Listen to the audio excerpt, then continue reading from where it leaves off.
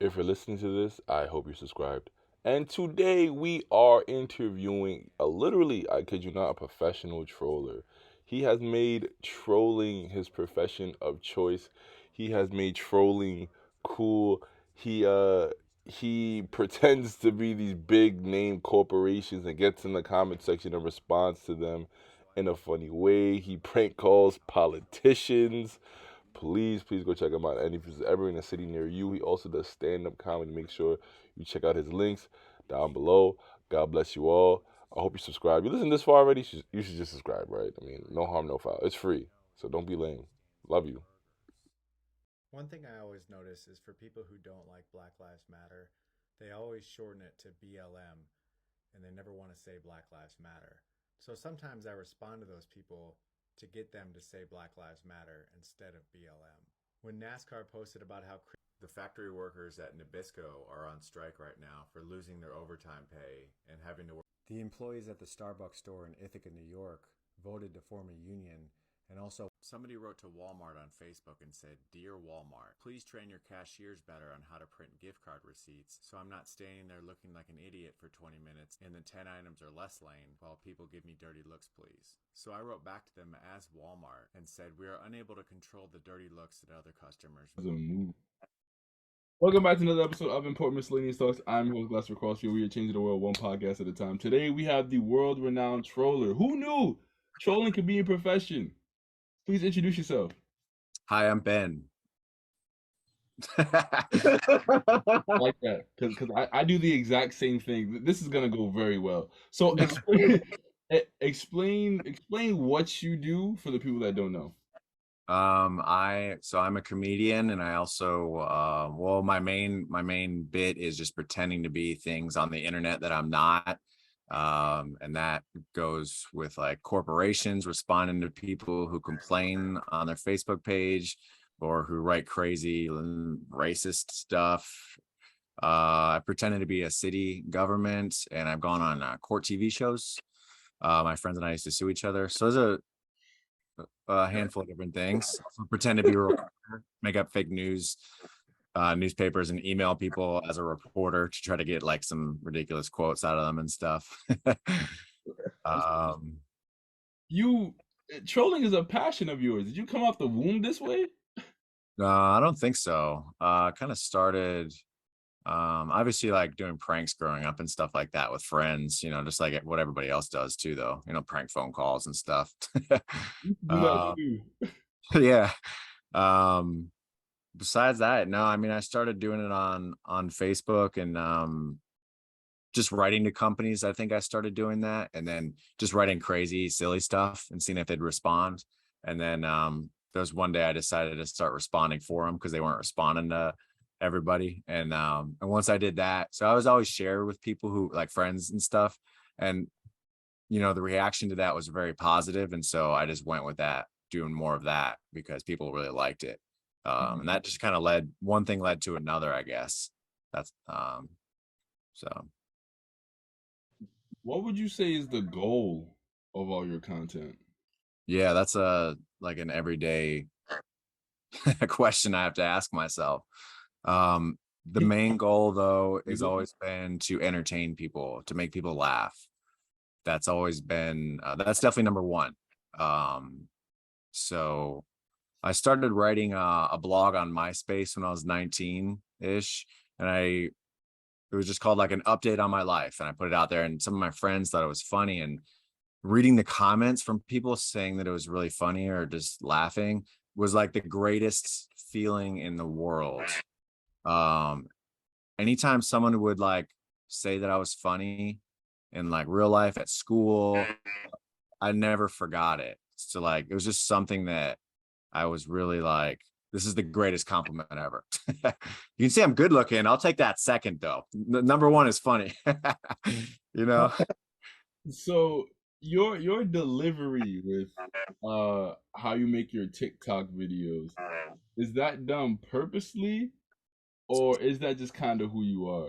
Yeah, it's kind of how I deliver my jokes. So when I was 21, I tried my first stand-up comedy set at Funny Stop in Cuyahoga Falls, Ohio. And you know, my brother also started doing comedy like a year before me. And he moved to New York actually. And I did like a roast for him. I didn't do it. My sister set it up actually. So like all his friends went on stage and roasted him, and I roasted him too. That gave me like a little bit of a spark after I did that to be like, okay, I'm going to sign up for the open mic now. And then I started doing the open mics in Ohio, and then I just started meeting other comedians, and we started just going really hard into it and doing comedy everywhere we could. Mm. And now I forget the original question, but here we are. I like your delivery. Oh yeah. So I started telling most of my comedy from the beginning was like one-liners. That was like my thing. I go up there, I tell one-liners. We're just very short, structured jokes. And then that was my thing. It was hard for me to do anything else. Like when like as the more I did comedy, I would get better. I got better at doing like crowd work and stuff like that, and being like more myself on stage. But yeah, like the deadpan delivery of telling jokes has been something I've been doing from the beginning. Mm. Um, so yeah. Has you trolling ever put you in uncomfortable like situations? Um, so far, no. I think there was one little dust up with a company who thought that they were dealing with an actual reporter that was going to report a fake quote from their CEO. It's a multi-level marketing pyramid scheme company that was making their hair products were actually making people lose their hair.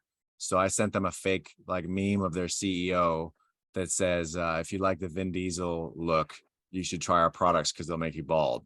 And I told them I was going to publish it, and then I even said I had like a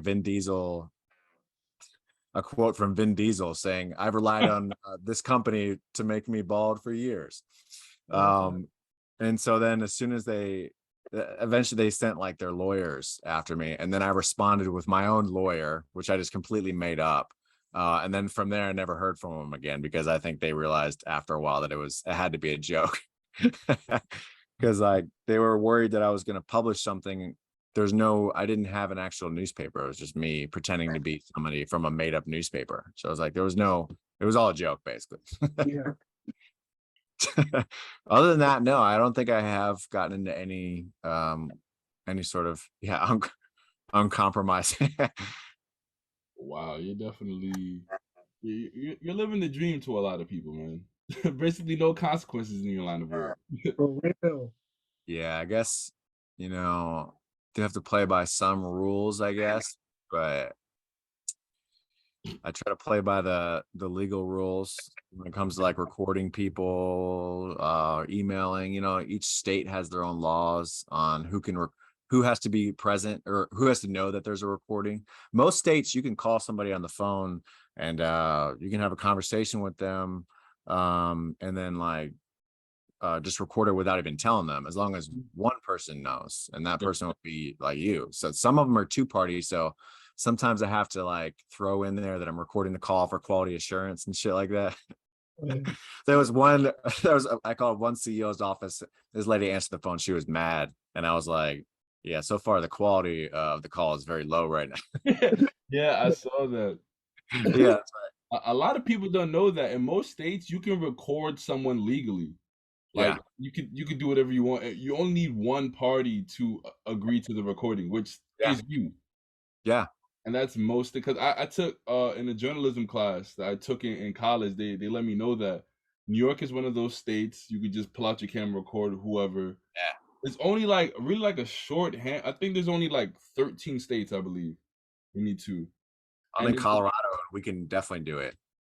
in Vermont, there's like no rule on it. I remember that. But Vermont, nice. yeah, like 35 states or more, you could just pull out your camera, record them legally, and they can't do anything. Right. DC's like that too. You could call any politician you want. If you get them on the phone, you can record it. You don't have to say shit. Yeah. It's pretty cool. Wow, that is pretty dope. Yeah. So how did you get your break into comedy, stand-up comedy? I think that was it. Just like that was the first thing, like I got bit by the bug doing the comedy set at the Funny Stop in Ohio. I think I went up there, I had rehearsed for weeks. I was super nervous, drank half a pitcher of beer before I went up, and had a friend there with me, and I got like a couple laughs probably. And to me, it felt like I killed it. But if we were to watch the tape, it probably wouldn't be so pretty. But like, and then, I bombed a little bit after that, and I was kind of discouraged actually. And I remember telling my brother, like, I don't know if stand-up's for me. I might want to just do writing. And then I think then I had a good set, and then that was it. And then I started meeting people and just doing comedy everywhere. And then I moved to Atlanta and did comedy for 5 years there. Then I moved to LA and did comedy for 4 years there. And now here in Colorado, and who knows where's next. But yeah. Wow. Yeah. What opportunities have stand-up comedy brought you? Like Um, the opportunities to perform in front of a lot of people, which is really fun. I mean, in places that I like wouldn't normally go. You start, especially if you live in a place in a city, you really get to explore that city differently than you would if you didn't do comedy.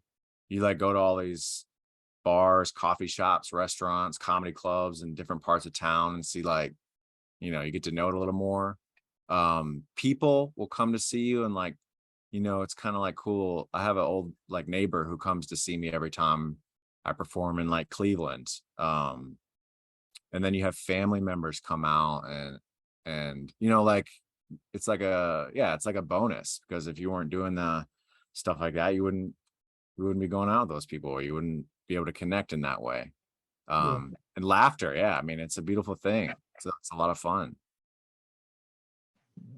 That is so. What are some of the best ways that you can bring it to comedy? Someone can bring it to comedy today. Um,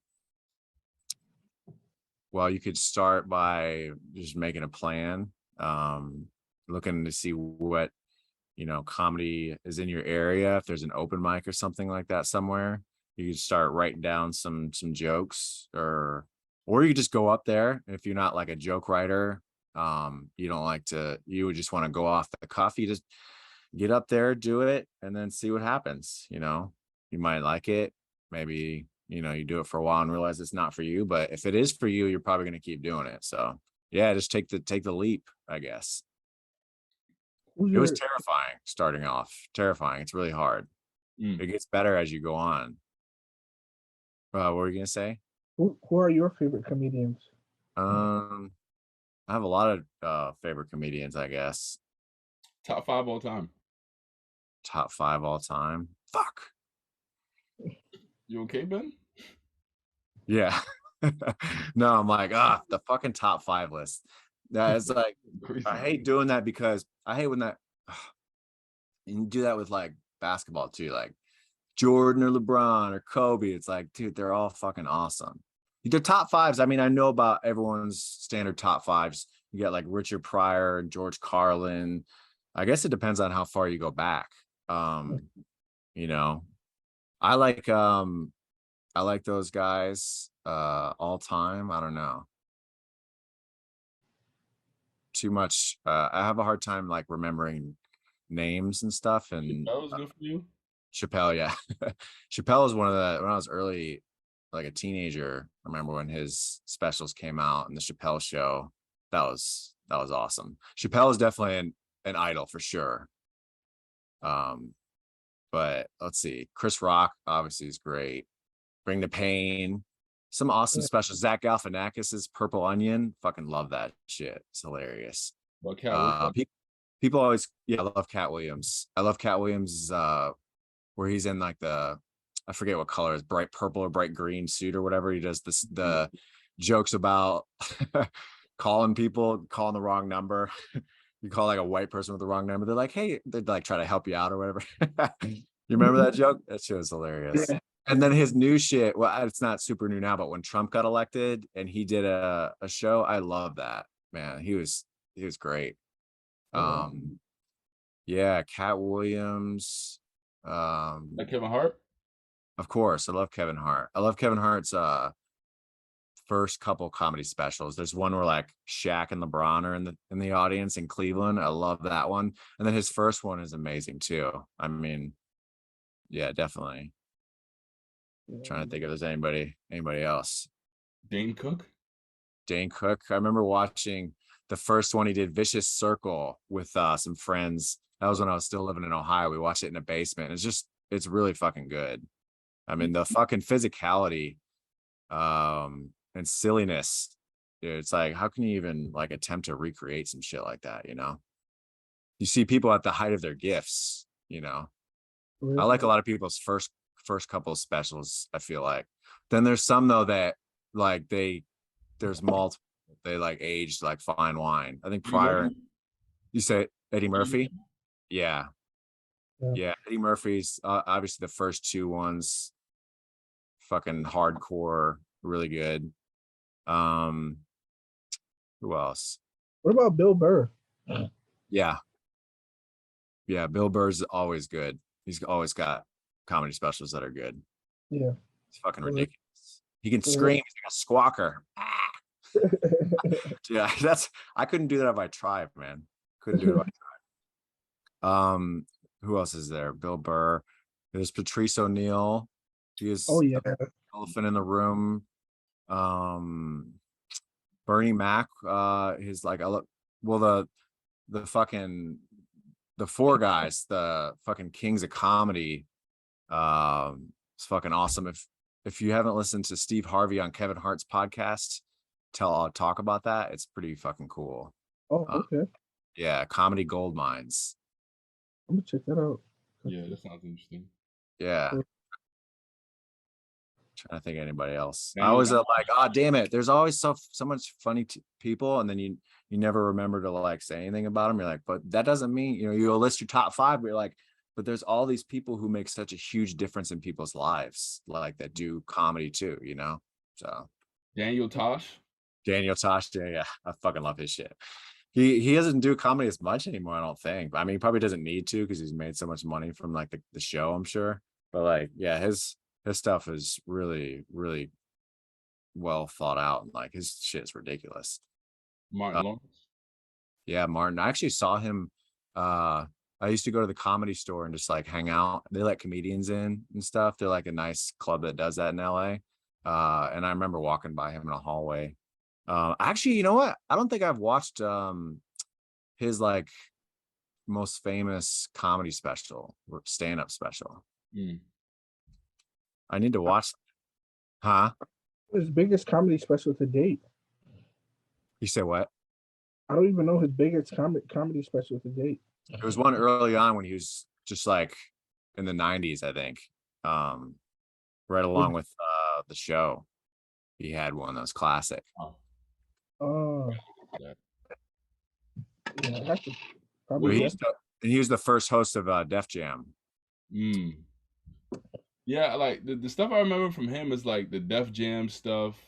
You know, him less of specials and more of appearances from Martin Lawrence. That's what I remember. Yeah. Yeah. Phenomenal host. Definitely. Where would you like to take your career? Are you more focused on the trolling aspect of it or the stand-up comedy? Well, both, because they both work together. My live show is basically a combination of the stuff I do online and me presenting it. So I would like it to take me places. Really, I want freedom. I want to be like, have enough money to not have to worry about what I have to do today, pay rent. Obviously, like doing this is becoming that, and I'm always going to have that drive to do it. But yeah, it'd be nice to live in a house and have some like land and be like free, you know, not have to worry about clocking in somewhere or paying rent. But as far as it goes with like, I guess specifically, I have a comedy special. If all goes well, I'm gonna put it out. You know, like in the fall. I'm recording it a week from tomorrow. And yeah, ideally, that would help me grow even more than I am now. And I'd be able to start doing weekend shows at comedy clubs. and eventually grow hopefully into like doing theaters and stuff like that. But yeah, so That's dope. Where are you gonna drop it on? I don't know yet. See, I want to get some shows booked on the calendar before I put it out. So, because the clips, they really help me get people to come to shows. You know, if I have a good TikTok clip that comes out, it'll definitely help with ticket sales.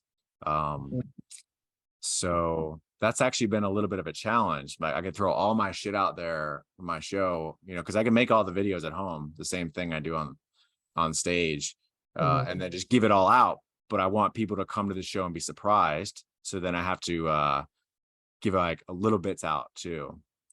And you know who actually helped me with that? I listened to Kevin Hart's podcast, Comedy Gold Mines. It was with Trevor Noah, and he was talking about, you know, when he lived in South Africa, he was putting his stuff out, and he said like the people would be like, you know, you're not supposed to put your stuff out like that.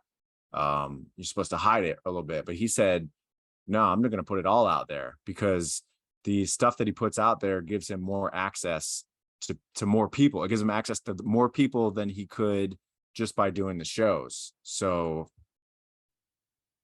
he's like, yeah, you lose that like joke surprise a little bit, but you get all these people that came that wouldn't have came, you know, if you didn't put it out there.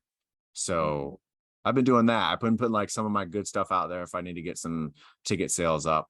But, you know, ideally with this special, I'll have a bunch of different clips to put out there to promote shows. And then I'll have a new set ready for them, like in the winter or something like that. That's what I'm working on now. I want to build a new set that's ready for people to come to shows after they see my set that I've been working on for a while. But yeah. Got you. Why did you get on TikTok? Because I knew I remember when Vine came out, and I knew it was like, oh shit, I didn't have anything to put on there. And like, it was one of those social media apps that was like blowing up, and you just got to hop on the wave. So I first heard about TikTok. It was, again, listening to a podcast, Chris DiStefano. It was like a Comedy Central podcast, and he talked about it. I was like walking dogs for people in LA. I was at the park with a dog, like an earbud in my ear. And as soon as I heard about TikTok, I was like, okay, I have to sign up for that, right? And I never did. I bought this green screen, and then I didn't even use the green screen for like a month, and then coronavirus fucking went down, and I was driving for Uber and Lyft, and then it was like we all were like staying home, and that's when I first started. It was like, all right, time to put some videos out on TikTok, and a few of them like did not catch on at all, and then one finally did, and then I was like, okay, and keep going, I guess. Yeah, seems like you move to like a new city like every like 3 to 5 years. Or when are you gonna settle down, No, Ben? you're right. You're right. That's a good question. I would like to settle down. Definitely. I'm going to move somewhere to like the Southeast, I think, probably, because that's where family is on both my wife and I's side. Um, Oh, you have a wife? yeah. Hmm. Oh, okay. Wow. So you live with her? Yeah. Yeah. We've lived together since way before we got married. Like we started living together like a month after we met. It happened quick. Wow. Yeah, so we've been married for a few years, but we've been together for like 8 or 9 years or something like that. But you know, yeah, I grew up moving too. I think I'm used to moving. I moved, my family moved us around like an average of every other year until I was like, you know, 20 in my 20s or something. And then I've been moving like every 4 years, 5 years. Do you have any kids? No kids. Do you want any kids? Mm-mm. Yeah, but I want to, yeah, I do. At some point, when the time is right. Got you. And if you don't mind me asking, what are you and your wife's age? She's all right. So I'm 36 and she's 30. Okay. She's turning 31 next month. Okay, so it's still possible. It's still possible. Wow. You're like, dude, you're old as fuck. How? No, I mean, you know, Ben, it has to be in the back of your mind. You know, women don't have forever, so I know that has to be, you know, teetering. Yeah, that is true. So, how do you come up with the structure of the calls when you troll? And how do you come up with who you call? Um, I read the news, I guess. Let's see, who have I called? Well, I was working on the multi-level marketing companies, and I would call a bunch of them. There was one prank I did on Black Friday where I made a fake headline that said that they're going to be closed, that Walmart was going to be closed on Black Friday. And then I emailed the screenshot to them, and then they asked to get on a call. So then I just took the call. I think I write some notes. I always have some notes down ready because, when shit hits the fan, it's good to have like a little bit of a plan. To have some jokes that I want to get out there, like, all right, here's the jokes that I want to say, and then I have those ready. And then go from there, see how it goes. How can someone become the next Ben Palmer? Oh man. It's not that hard, I do a bunch of different things. Some people, there's definitely been someone who's done every single one of the things that I've done. I think maybe the reporter thing, that yeah, like nothing is new. But there's someone who pretended to be a reporter for the Wall Street Journal, but she did it like seriously and went to like press conferences and stuff. So That's intense. I know, right? That's crazy. And it took them like, she kept doing it. I read the fucking lawsuit they had against her because they sued her. She did it like 30 times before Oh this. my goodness. Yeah. And she just kept doing it and showing up and like with the press pass, fake press pass and everything. Then there's people have trolled in Facebook groups before, like neighborhood groups. I do a little bit of that. People have pretended to be customer service on Facebook and done that before.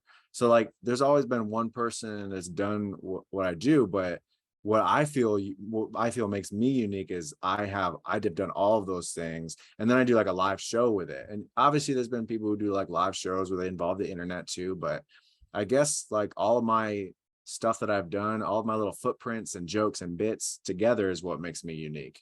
So if you want to be the next Ben Palmer, you just want to be yourself and be unique, and then find the path, keep doing it. And yeah. Interesting. You're a very interesting soul, Mr. Palmer. Thank you. I appreciate it. Is your personality very similar to the one that you display on camera? Like, is it the same on and off camera? No, it's different. I'm intense. Not super intense, but I'm a friendly guy.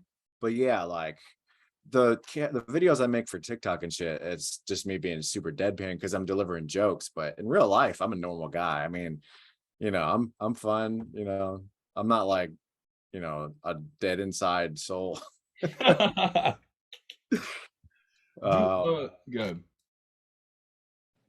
Yeah, I have anger, getting some. I don't have road rage issues. No, I don't have. I like to talk to the cashiers and stuff, not all the time. Are you one of those people? You like to talk to the people that, you work? Me personally, yeah.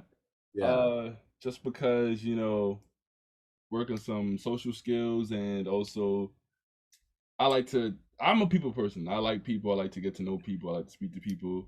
And I think sometimes you might see that love transferred over to your service. So Yeah, that's true.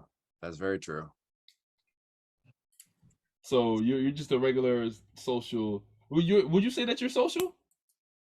Yeah, I think so. But I'm also low energy. So like, if I go to like a club or a loud bar or something, I have to like yell and I start to lose my voice. I do like going out. I am a social person. Yeah, but I have my limits, I guess. My energy has its limits. Unless, of course, alcohol is involved, then I can, that things are different. We're talking about that. Drugs and alcohol. Marijuana, by the way, is not a drug. It's a drug. No, but it shouldn't be classified as like an illegal drug, I should say. Obviously. Coming from someone who lives in Colorado, right? Yeah, of course. Yeah. There's nothing wrong with it. You can get high as shit and you're not going to hurt anybody. Okay. So, if you don't mind me asking, are there any other drugs that you partake in? No, I mean, I've experimented with drugs, but I don't have any regulars. A little mushroom. Now I'm putting all my business out there now. A little bit of mushroom, but I don't ever do like there's only been a couple times where I've done a lot of mushrooms and tripped, but like you can get mushrooms and just have like a little bit of them, and it doesn't really get you too fucked up. It's kind of chill. People microdose and do shit like that. Yeah. None of the heavy stuff, right? Yeah. I mean, I gotta have like 2 days blocked off for that shit. I'm not doing shit that I need 2 days. And alcohol can get you too, though. I mean, you get too drunk and the whole next day you can't do anything. Dude, sometimes 48, 72 hours, honestly, depending on if you go really, really hard. Right. Man, I think the older you get, it's just like your hangovers last longer. Yeah, for real. For real, man. In college, I feel like pop an ibuprofen, chug a Gatorade, and I'm back to normal, but right. Not a spring chicken anymore, man. Yeah. Do people notice you on the street? Here and there, yeah. Nothing too much though. Sometimes people will message me and be like, "I saw you at the store," but you should have said something. Say hello. I don't want people watching me and shit. You were wearing flip-flops and socks. I didn't think that was a good choice. I'm like, yeah, you're right. Flip-flops and socks is not funny. Have you? So most of your DMs, they just consist of people that just say they saw you, or do they comment on your videos? That happens every now and then. That happens every now and then, but that's not often. No. People message me about, they give me tips like, "Hey, can you come troll my neighborhood group? I love your stuff. You're really funny." Just nice stuff for the most part. Yeah, people don't. I had that one guy at a store say, "I like your videos."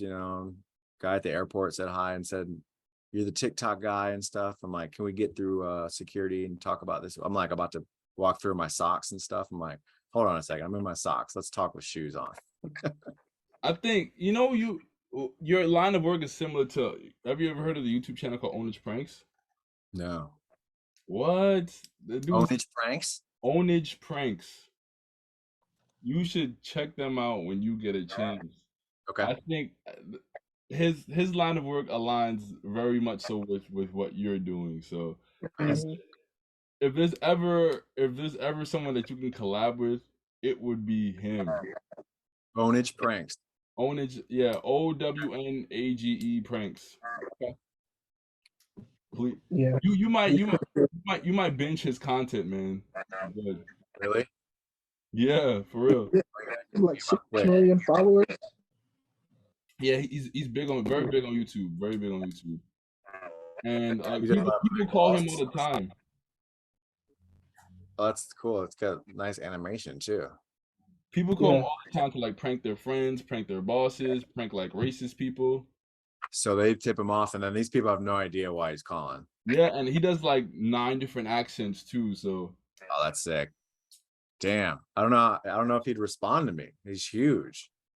Yeah, I mean, I think it's worth a shot. He hasn't responded to me, so I think it's worth a shot. I have definitely some opportunity like that I could collaborate with him on for sure.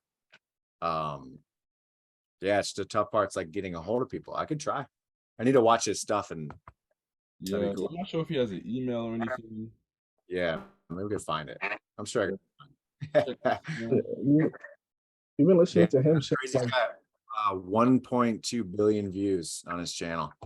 Oh wow, that's wild. Yeah, that's a lot. Yeah, he's that guy. Since middle school, we've been watching him. Oh really? Yeah. Let's see. My person, I haven't been watching him since middle school, but he's a dude. He did all his calls in Colorado and California. He's Longmont Potion Castle. He calls up people, and he's been doing it since like the 80s. And he has like these little sound effects and stuff that he plays and messes with people. He gets people so pissed. It's just pretty funny. Yeah, see, you're gonna love Ownage Pranks. He gets people freaking pissed. Nice. And mind you, so like he'll get calls to like troll racist people. He does like a black guy accent, and then they'll be calling like the N-word and stuff like that. Like, it's crazy. And then that probably opens them up for like, then you hear the crazy shit that they say, right? Yeah, for real. Yeah.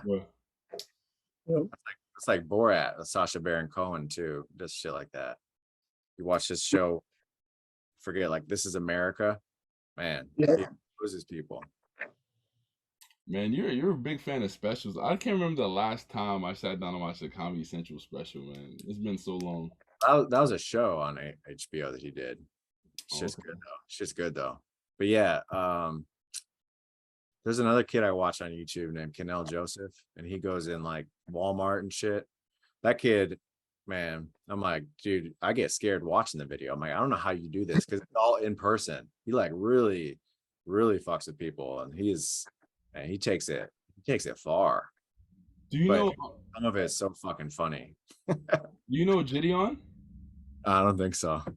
Yeah, he's a big time He's relatively new. Gideon is Jidion, and he does like a lot of trolling, and he does stuff too. Where I'm just like, yo, he takes more of an impractical Joker's approach, kind of like Yeah.